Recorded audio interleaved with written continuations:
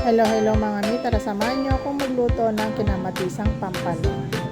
Puro na kasi kaming meat itong past few days, kaya naman naisipan ko magluto na lang ng kinamatisang pampano. Ayan nga, pinalinis ko na rin pala yan sa pinagbilhan ko kanina.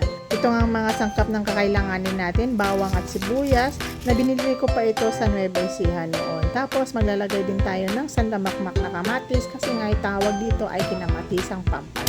Ayan nga, i-prepare na natin lahat ng mga sangkap mga mi. Hiwa-hiwain lang natin at pisak-pisakin ang bawang. Oo nga pala mga mi, pag magawi kayo ng Nueva Ecija, kung bibili kayo ng sibuyas, dapat piliin nyo yung maganda ang pagkakatuyo nito kasi kahit ilang buwan siya abutin, magtatagal yung ating sibuyas.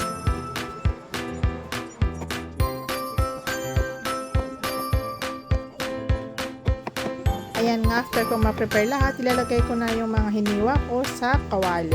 Maliit na kawali ang gamit ko mga mami kasi dalawang pampano lang naman yung iluluto natin. Ayan nga, nilagay ko siya sa ilalim nga para at least hindi dumikit yung ating pampano sa kawali kasi nga yung kawali ko ay maluma na at madikit na siya. Hindi na siya non-stick. Ayan mga mi, naglagay na rin ako ng tubig at saka dahon ng sibuyas at saka sili. Naglagay din pala ako ng patis mga mi, mas malasa kasi kung patis ang gagamitin ninyo. Tapos naglagay na rin ako ng maraming paminta mga mami. Tapos yan, takpan lang natin at lutuin lang natin ng mga ilang minutes para at least maluto talaga yung kamatis at saka yung pampano.